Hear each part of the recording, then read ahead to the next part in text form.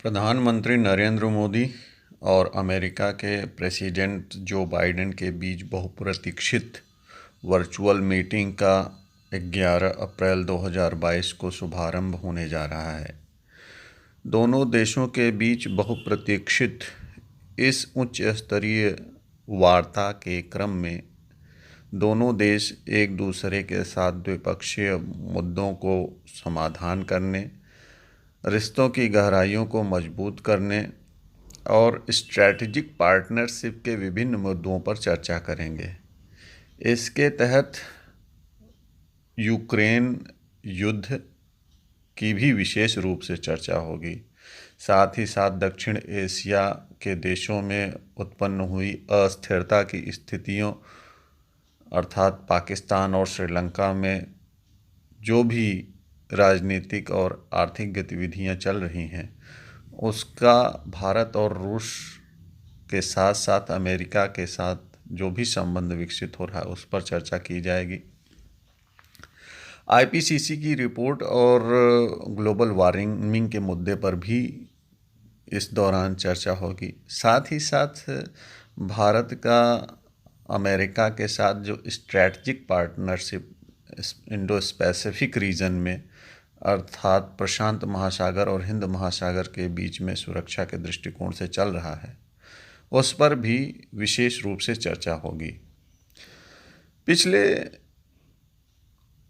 सप्ताह अमेरिका के deputy security adviser भारतीय मूल के दिलीप सिंह ने भारत की यात्रा की थी।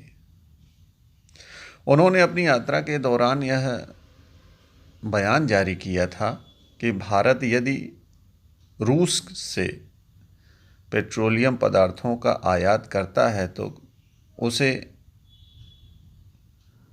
अमेरिका की नाराज़गी का सामना करना पड़ेगा और उसकी कीमत चुकानी पड़ेगी, जिसे भारतीय मीडिया ने बहुत ही प्रमुखता के साथ उठाया और भारत ने भी इसकी प्रतिक्रिया स्वरूप बयान जारी किया था।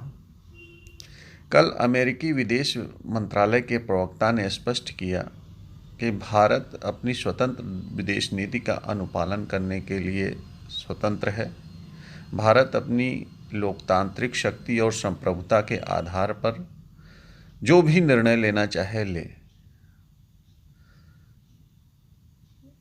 दिलीप सिंह जो कि डिप्टी सिक्योरिटी एडवाइज़र हैं, नेशनल सिक्योरिटी एडवाइज़र हैं अमेरिका के, उनके बयान का कदापि यह तात्पर्य नहीं था कि भारत रशिया या अन्य किसी देश के साथ अपने हितों की रक्षा के लिए निर्णय ना ले। अमेरिका का सिर्फ इतना ही मत है कि जब पूरी दुनिया एक दोराहे पे है जहां लोकतंत्र और संप्रभुता का हनन हो रहा है, रूस अपने पड़ोसी देश यूक्रेन की लोकतांत्रिक अधिकार और राष्ट्रीय संप्रभुता का हनन कर रहा है, तो भारत को भी यूक्रेन की राष्ट्रीय संप्रभुता और लोकतंत्र के हितों की रक्षा के लिए यूक्रेन का साथ देना चाहिए था। अतः अमेरिका कदापि भी भारत के ऊपर किसी भी प्रकार का प्रतिबंध या किसी भी प्रकार के दबाव के पक्ष में नहीं है। ऐसी स्थितियों में भारत के प्रधानमंत्री नरेंद्र मोदी और अमेरिकी राष्ट्रपति जो बाइडेन के बीच में 11 अप्रैल 2022 को होने वाली वर्चुअल मीटिंग का विशेष महत्व है।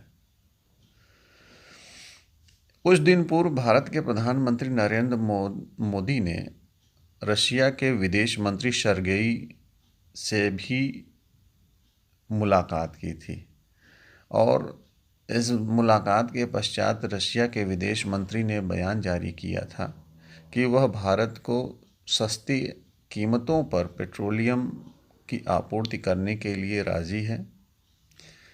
भारत को एक्सचेंज रेट में यदि किसी प्रकार की डॉलर और रुपए के एक्सचेंज रेट में, रूबल के एक्सचेंज रेट में दिक्कत आती है तो दोनों देश एक दूसरे की डोमेस्टिक करेंसी यानी स्थानीय रूबल और रुपए के बीच में लेन देन को प्रेरित होंगे।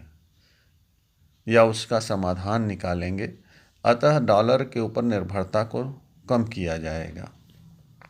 सर्गेई ने यह भी स्पष्ट किया था कि भारत और रूस एक दूसरे के सर्वकालिक मित्र हैं और लंबे समय से एक दूसरे के साथ संबंधों को प्रगाढ़ किया है।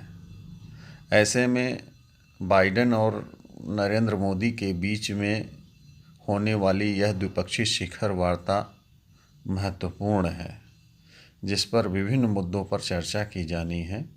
इसके साथ साथ चीन के द्वारा पैसिफिक ओशियन में की जा रही गतिविधियों पर भी निगरानी बढ़ाने, साथ ही साथ द्विपक्षीय व्यापार को मजबूत करने, अंतर्राष्ट्रीय निवेश को बढ़ावा देने पर भी चर्चा होगी। नरेंद्र मोदी और जो बाइडेन के बीच यह यात्रा विभिन्न मुद्दों पर होगी, इसके लिए इंतजार करना।